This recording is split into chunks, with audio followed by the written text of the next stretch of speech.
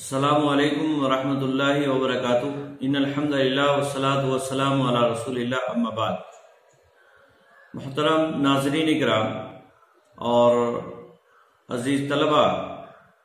کتاب بلوغ المرام کے درس میں آپ کا خیر مقدم ہے۔ آج ہم اس کی چند احادیث آپ کے سامنے رکھیں گے۔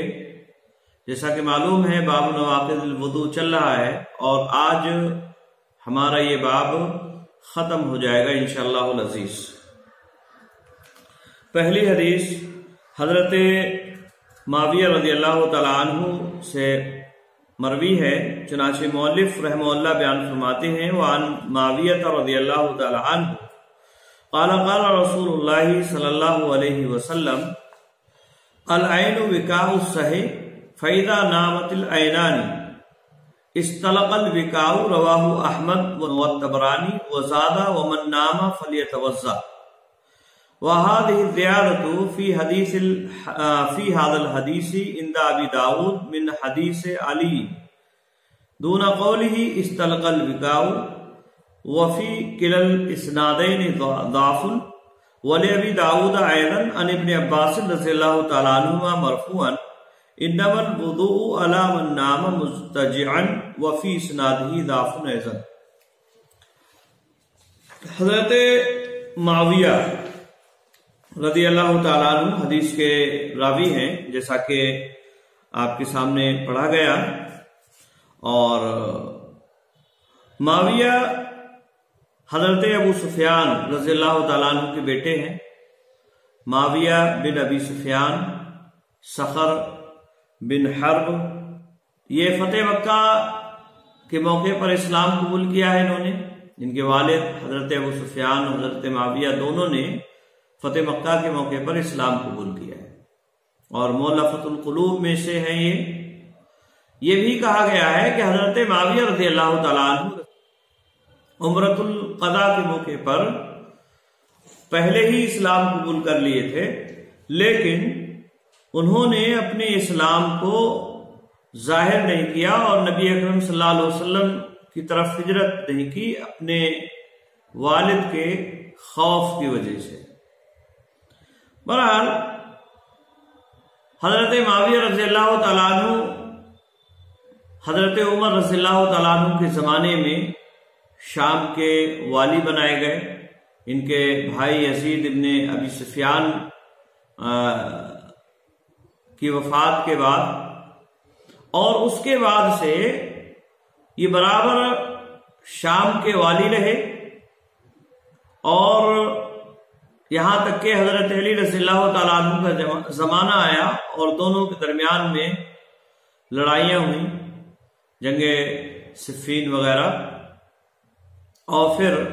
حضرت حسن رضی اللہ تعالیٰ عنہ نے حضرت معاویہ رضی اللہ تعالیٰ عنہ کے ہاتھ پر خلافت کی بیعت کر لی، اور اس کے بعد سے وہ خلیفہ ہوئے۔ اور اس طرح سے حضرت معاویہ رضی اللہ تعالیٰ عنہ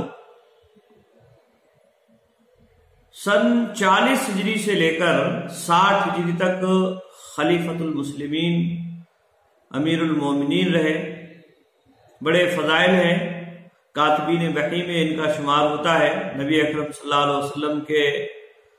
رشتہ دار ہیں، خاندانی بھی ہیں، اور پھر حضرت ام حبیبہ رضی اللہ تعالیٰ عنہ کے بھائی ہیں، تو اس ناطے سے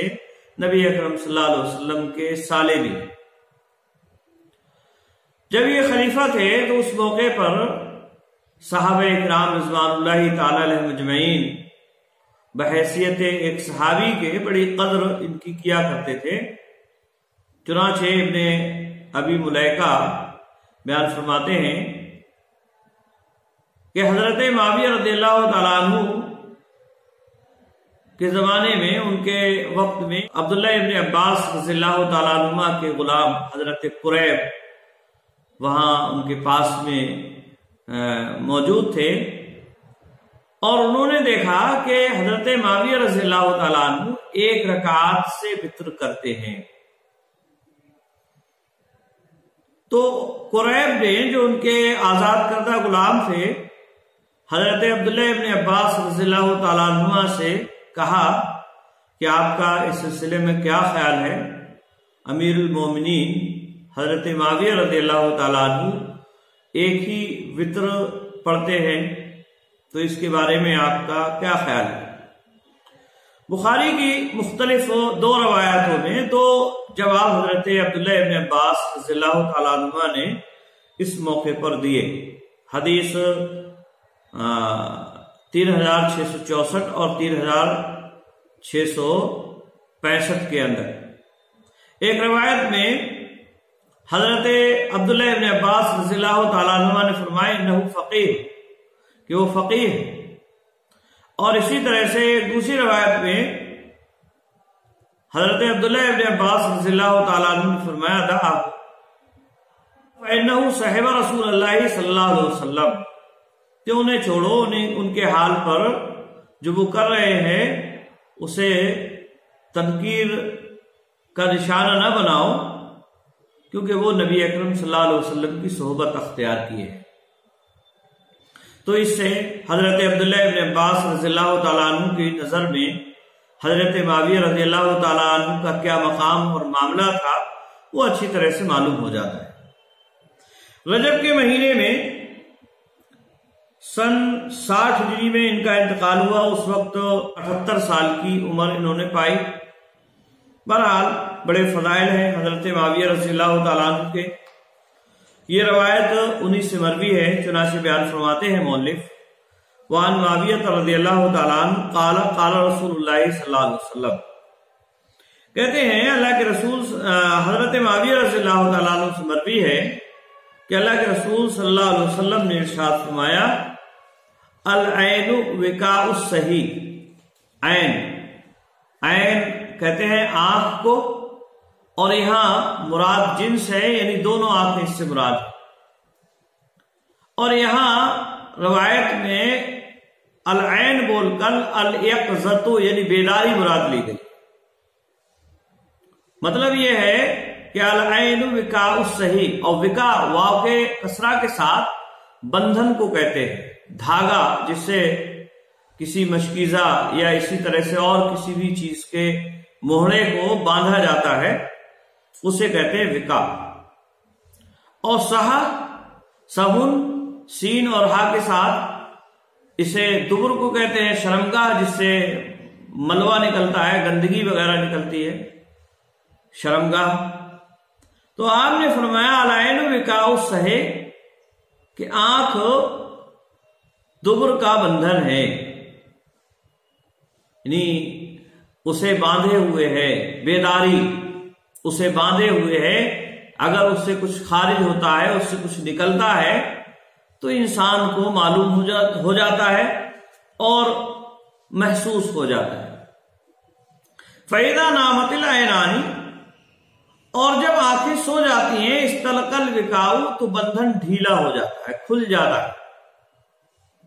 رواہ احمد و طبرانی، اس کو امام احمد نے اور اسی طرح سے امام طبرانی نے روایت کیا ہے۔ وزادہ، اور اسی طرح سے اس میں زیادہ ہیں الفاظ طبرانی میں، ومن نام فلیتوضا، جو سو گیا اسے چاہیے کہ وہ وضو کرے۔ وہذه الزیادۃ فی هذا الحدیث عند ابی داؤد من حدیث علی دون قوله استلق الوقاء، اور کہتے ہیں یہ زیادتی یعنی ومن نام فلیتوضا کے بارے میں بتلا رہے ہیں مؤلف رحمہ اللہ کہ اور یہ زیادتی اس حدیث میں، فی هذا الحدیث، اس حدیث میں ابو داؤد میں ہے، من حدیث علی، حضرت علی رضی اللہ تعالیٰ عنہ کی حدیث میں، من دون قول ہی استلق الوقاء، لیکن اس میں استلق الوقاء کے الفاظ نہیں، یعنی حضرت علی کی روایت میں استلق الوقاء کے الفاظ نہیں ہیں۔ وفی کلا الاسنادین ضعف، اور دونوں ہی سندوں میں کمزوری ہے، یعنی جو اوپر روایت امام احمد اور طبرانی کے حوالے سے بیان کی گئی جو حضرت معاویہ رضی اللہ تعالیٰ عنہ کی ہے وہ روایت، اور اسی طرح سے حضرت ابو داؤد نے جو حضرت علی رضی اللہ تعالیٰ عنہ سے روایت نقل فرمائی ہے، تو ان دونوں ہی روایتوں میں کمزوری ہے، اور کمزوری وہ یہ ہے کہ اوپر والی جو روایت ہے طبرانی اور احمد کے حوالے سے، اس میں ایک راوی ابو بکر بن ابی مریم، یہ ضعیف راوی ہیں اور ان پر علماء اور محدثین نے کلام کیا ہے۔ اور اسی طرح سے حضرت علی رضی اللہ تعالیٰ عنہ کی جو روایت ہے اس پر بھی کلام ہے، اور اس روایت پر تین طرح سے کلام کیا ہے علماء اور محدثین نے۔ ایک تو اس میں بقیہ بن ولید راوی ہیں جو مدلس ہیں اور تدلیس کرتے ہیں، تدلیس تسویہ کے شکار ہیں، اور ان کی تدلیس کی وجہ سے یہ حدیث ضعیف ہے۔ اسی طرح سے اس میں ایک اور راوی وزین بن عطا، وہ بھی متکلم فی ہیں، ان پر بھی کلام کیا ہے۔ بعض علماء نے اگرچہ انہیں ثقہ قرار دیا ہے، لیکن بعض علماء نے ان پر بھی کلام کیا ہے۔ اسی طرح سے ایک تیسرا راوی عبد الرحمن ابن عائز حضرت علی رضی اللہ تعالیٰ عنہ سے مرسل روایت کرتے ہیں، تو اس وجہ سے یہ روایت ضعیف قرار دی ہے بعض علماء کرام نے۔ تو تین وجہوں سے یہ روایت ضعیف قرار دی گئی۔ ایک تو ولید بن بقیہ کی وجہ سے، جن کے بارے میں کہا جاتا ہے لیست احادیث نقیہ، کہ ان کی احادیث صاف ستھری نہیں ہوتی ہے، اور اسی طرح سے دوسرے وزید بن عطا ہیں، اور تیسرے عبد الرحمن ابن عائز۔ اور عبد الرحمن ابن عائز اور علی کے درمیان انقطاع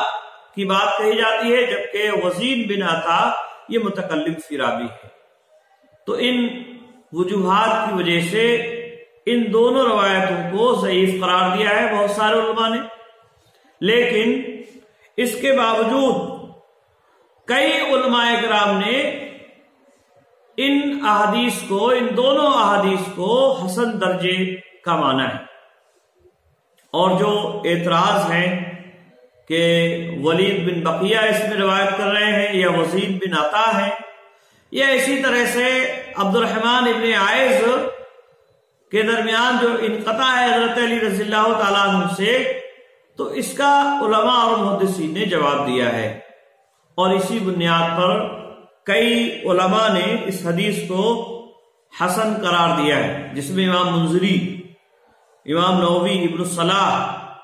علامہ البانی، یہ سارے علماء جو ہیں اس حدیث کی تحسین کرتے ہیں۔ اور اسی طرح سے شیخ ابن باز رحمہ اللہ نے اس روایت کے بارے میں، ان دونوں روایتوں کے بارے میں فرمایا کہ یہ دونوں احادیث ایک دوسرے کی تائید کرتی ہیں، ایک دوسرے کو تقویت پہنچاتی ہیں۔ تو بہرحال ان تمام وجوہات کے اعتبار سے یہ روایت قابل استدلال ہو جاتی ہے، یعنی قابل حجت روایت ہو جاتی ہے۔ مجموعے کے اعتبار سے یہ روایت بہرحال قابل حجت ہو جاتی ہے۔ اس حدیث سے یہ بات معلوم ہوئی کہ اگر آدمی سو جاتا ہے تو اس کا بندھن ڈھیلا پڑ جاتا ہے، اب اس سے کوئی چیز خارج ہوئی، ہوا خارج ہوئی یا نہیں خارج ہوئی، اس کو اس کا احساس نہیں رہتا ہے۔ یہ حدیث ان علماء کی دلیل ہے جو یہ کہتے ہیں کہ نیند مذن ناقض وضو ہے، یعنی نیند بذات خود ناقض وضو نہیں ہے، لیکن اس سے وضو کے ٹوٹ جانے کا گمان ہوتا ہے، کیونکہ آدمی نیند میں بے شعوری طور پر اسے احساس نہیں رہتا ہے، لاشعوری طور پر اس کے اندر احساس نہیں رہتا ہے کہ اس کے شرمگاہ سے کچھ خارج ہوا ہے یا خارج نہیں ہوا ہے، تو غالب گمان یہ ہے کہ اس کا جو ہے وضو برقرار نہیں رہا۔ اس لیے حکم دیا گیا کہ جو آدمی سو جائے اسے وضو کرنا چاہیے۔ آئی بات میں؟ تو یہ حدیث ان علماء کی دلیل ہے ایک اعتبار سے جو یہ کہتے ہیں کہ نیند بذات خود ناقض وضو نہیں ہے، بلکہ مدن ناقض وضو ہے، یعنی وضو کے ٹوٹ جانے کا اس سے گمان پیدا ہو جاتا ہے، اور اس وجہ سے شریعت نے حکم دیا کہ اگر کوئی آدمی سو جائے تو اسے وضو کرنا چاہیے۔ آئی بات سمجھ میں؟ اسی طرح سے آگے کہتے ہیں ولی ابی داؤد ایضاً، اور ابو داؤد میں بھی یہ روایت ہے ابن عباس رضی اللہ تعالیٰ عنہما سے مرفوعاً، یعنی اللہ کے نبی صلی اللہ علیہ وسلم کے حوالے سے وہ بیان فرماتے ہیں، کہتے ہیں آپ نے فرمایا انما الوضوء علی من نام مضطجعا، کہ وضو اس پر ہے جو پہلو کے بل لیٹا، مضطجعا پہلو کے بل لیٹنا، یعنی یہ حال واقع ہے، یعنی اس حال میں لیٹا کہ وہ پہلو کے بل لیٹا، استجعان مضطجعن پہلو کے بل جو لیٹا ہے اس پر وضو ہے، اور جو پہلو کے بل نہیں لیٹا ہے تو اس پر وضو نہیں ہے۔ تو یہ روایت بظاہر اس بات کی دلیل ہے کہ پہلو کے بل لیٹنے سے وضو ٹوٹ جاتا ہے اور سونے سے، اور چاہے یہ سونا ہلکا ہو یا بھاری ہو اس بات کی اس میں وضاحت نہیں کی گئی ہے، اور اگر کوئی آدمی پہلو کے بل نہیں لیٹتا ہے تو چاہے وہ سونا ہلکا ہو یا بھاری زیادہ ہو، مستغرق ہو یا غیر مستغرق یعنی خفیف ہو، تو اس کا وضو نہیں ٹوٹتا ہے۔ یہ روایت بظاہر اس بات کی دلیل ہے۔ آئی بات سمجھ میں؟ لیکن مؤلف رحمہ اللہ فرماتے ہیں وفی اسنادی ضعف ایضاً، کہ اس کی سند میں بھی کمزوری ہے، یعنی یہ روایت جو ہے یہ بھی کمزور ہے، اور اس روایت کے اندر امام ابو داؤد رحمہ اللہ بیان فرماتے ہیں کہ یہ حدیث منکر ہے، کیونکہ اس حدیث کو قتادہ سے سوائے یزید ابو خالد الدالانی کے کوئی اور روایت نہیں کرتا ہے۔ آئی بات سمجھ میں؟ یعنی یزید ابو خالد الدالانی کے علاوہ اس روایت کو قتادہ سے کوئی اور روایت نہیں کرتا ہے، صرف یہی ہے اکیلے اس روایت کو بیان کرنے والا، جبکہ قتادہ سے روایت کرنے والے اور بھی بہت سارے لوگ ہیں، ان میں سے کسی نے بھی انما الوضوء علی من نام مضطجعا کے الفاظ نقل نہیں فرمائے ہیں۔ آئی بات سمجھے؟ تو اس اعتبار سے یہ روایت بھی ضعیف ہے، منکر ہے، اور قابل حجت نہیں ہے، کیونکہ یہ یزید ابو خالد الدالانی یہی تنہا اس روایت کو بیان کرنے والے ہیں۔ یہ جو روایت ہے اس طرح سے ضعیف ہے اور قابل حجت نہیں ہے۔ اور پھر یہ روایت اپنے جیسا کہ متن کے بارے میں سند کے بارے میں بتلایا گیا، متن کے اعتبار سے بھی یہ روایت بظاہر صحیح نہیں لگتی ہے، کیونکہ اس کا معنی اور مفہوم یہی ہے کہ نیند اگر پہلو کے بل ہے تو ناقض وضو ہوگی، چاہے وہ ہلکی ہو یا زیادہ ہو۔ اسی طرح سے اگر پہلو کے بل نیند نہیں ہے تو وہ ناقض وضو نہیں ہے، چاہے ہلکی ہو یا زیادہ ہو، جبکہ یہ معنی دونوں اعتبار سے صحیح اور درست نہیں ہے۔ نیند ناقض وضو ہے یا نہیں ہے، اس سے متعلق علماء کے درمیان میں جو روایات ہم نے ابھی پڑھی ان روایات کو دیکھتے ہوئے اختلاف ہے۔ حضرت انس رضی اللہ تعالیٰ عنہ کی اس بات کے شروع میں روایت گزری جس کے اندر وہ بیان فرماتے ہیں کہ اللہ کے نبی صلی اللہ علیہ وسلم کے اصحاب عشاء کی نماز میں انتظار کرتے رہتے تھے اور بیٹھے بیٹھے وہ سو جایا کرتے تھے، ان کی نیند گہری بھی ہو جایا کرتی تھی اور ان کے خراٹے بھی ایک طرح سے سنائی دینے لگتے تھے۔ اس طرح کی گہری نیند کی بات اس روایت میں بعض سندوں میں اس کی کہی گئی۔ اور اسی طرح سے ایک اور روایت جو باب المسح علی الخفین میں حضرت صفوان ابن عسال رضی اللہ تعالیٰ عنہ سے بیان کی گئی، اس کے اندر بھی یہ بات کہی گئی ہے کہ اللہ کے نبی صلی اللہ علیہ وسلم ہمیں حکم دیتے تھے کہ اگر ہم سفر میں ہوں تو ہم اپنے موزوں کو 3 دن یا 3 رات تک نہ نکالیں الا من جنابت، سوائے جنابت کے، لیکن پیشاب پخانے اور نیند سے نکالنے کی ضرورت نہیں۔ تو یہ مختلف احادیث ہیں۔ اس بنیاد پر اس مسئلے کو لے کر اہل علم کے درمیان میں اختلاف ہے کہ نیند ناقض وضو ہے یا ناقض وضو نہیں ہے۔ اس میں کئی اقوال علماء نے ذکر فرمائے ہیں، اور اس میں بعض علماء نے یہ بھی کہا ہے، ایک قول اس سلسلے میں یہ بیان کیا جاتا ہے نیند سے وضو نہیں ٹوٹتا ہے کسی بھی حال میں، چاہے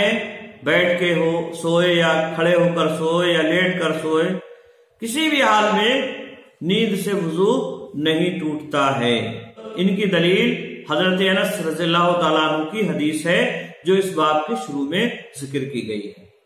اسی طرح سے دوسرا موقف اس سلسلے میں یہ ہے کہ نیند سے وضو ٹوٹ جاتا ہے، نیند چاہے تھوڑی ہو یا زیادہ ہو، اور ان حضرات کی دلیل حضرت صفوان ابن عسال رضی اللہ تعالیٰ عنہ کی حدیث ہے جس میں اللہ کے نبی صلی اللہ علیہ وسلم نے فرمایا لیکن من بول وغائط ونوم، جس میں آپ نے یہ فرمایا موزہ نہیں نکالنا ہے نیند سے اور پیشاب پخانے سے۔ پیشاب پخانے کے ساتھ نبی اکرم صلی اللہ علیہ وسلم نے اس کو جوڑا ہے جس سے وضو کے ٹوٹنے پر اجماع ہے ایک طرح سے، اور اس میں قلیل یا کثیر کی کوئی مقدار یا فرق نہیں کیا گیا ہے، تو اس سلسلے میں ایک قول یہ ہے۔ اسی طرح سے ایک قول اس سلسلے میں یہ بھی بیان کیا جاتا ہے زیادہ نیند ہر حال میں وضو کو توڑ دیتی ہے جبکہ کم نیند سے وضو نہیں ٹوٹتا ہے۔ آئی بات میں زیادہ نیند یہ وضو توڑ دیتی ہے جبکہ کم نیند وضو نہیں توڑتی ہے، لیکن یہ زیادہ کتنی ہوگی کم کتنی ہوگی اس کی وضاحت یہ لوگ نہیں کرتے ہیں۔ اسی طرح سے اس تعلق سے ایک مسئلہ، چوتھا مسئلہ یہ بھی بیان کیا جاتا ہے نماز کی حالتوں میں سے کسی حالت میں سو جائے، جیسے کھڑے کھڑے یا رکوع میں یا سجدے میں یا بیٹھ کر، تو ایسی کسی بھی حالت میں وضو نہیں ٹوٹے گا، چاہے نماز میں ہو یا نماز سے باہر ہو۔ ہاں اگر چت لیٹ گیا ہے یا اسی طرح سے پہلو کے بل تو وضو ٹوٹ جاتا ہے، تو ایسی صورت میں وضو ٹوٹ جاتا ہے۔ اور یہ امام ابو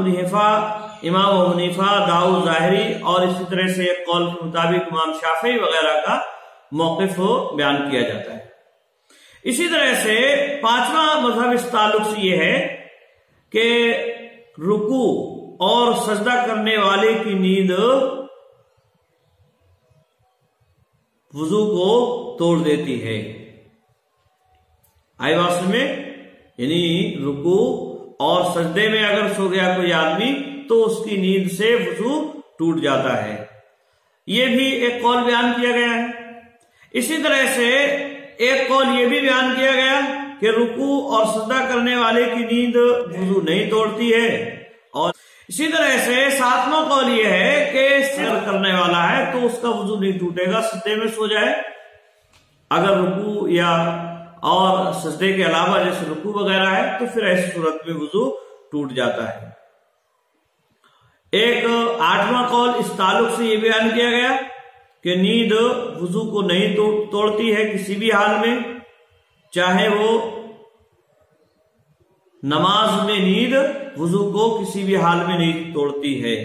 ہاں اگر نماز کے علاوہ میں ہے تو ایسی صورت میں وضو ٹوٹ جاتا ہے، نماز کے علاوہ میں وضو ٹوٹ جاتا ہے، نماز میں نیند ناقض وضو نہیں ہے، یہ بھی ایک قول بیان کیا گیا ہے۔ اسی طرح سے اس تعلق سے ایک آخری قول یہ بیان کیا جاتا ہے زمین پر بیٹھے اگر بیٹھا ہوا ہے سرین کے بل اور بیٹھے بیٹھے سویا تو وضو نہیں ٹوٹتا ہے، اور اگر بیٹھے بیٹھے نہیں سویا ہے یعنی سریر رکھ کر نہیں سویا ہے تو ایسی صورت میں وضو ٹوٹ جاتا ہے، نیند کم ہو یا زیادہ۔ آئی بات میں یہ امام شافعی وغیرہ کا موقف بیان کیا جاتا ہے، اور ان کے نزدیک نیند اصل میں حادث نہیں ہے، نیند اصل میں حادث یعنی ناقض وضو فی نفسی ہی نہیں ہے، بلکہ یہ ہوا کے خارج ہونے کی دلیل ہے، یعنی نیند جو ہے یہ ہوا کے خارج ہونے کی دلیل ہے۔ تو جب آدمی زمین پر سریر رکھ کر بیٹھے گا تو ایسی حالت میں گمان یہ ہے کہ ہوا خارج نہیں ہوئی ہے، اور اسی کو انہوں نے اصل پر معمول کرتے ہوئے کہا کہ ایسی حالت میں وضو نہیں ٹوٹے گا۔ ہاں البتہ اگر زمین پر وہ رکھے ہوئے نہیں ہے، زمین پر بیٹھا ہوا نہیں ہے، تو غالب گمان یہ ہے کہ ہوا خارج ہو جائے گی۔ اگر بھی زمین پر سریر کو رکھے ہوئے نہیں ہے تو غالب گمان یہ ہے کہ ہوا خارج ہو جائے گی نیند سے، اور ایسی صورت میں پھر جو ہے وہ وضو برقرار نہیں رہے گا۔ امام شوکانی رحمہ اللہ بیان فرماتے وہذا اقرب المذاہب عندی،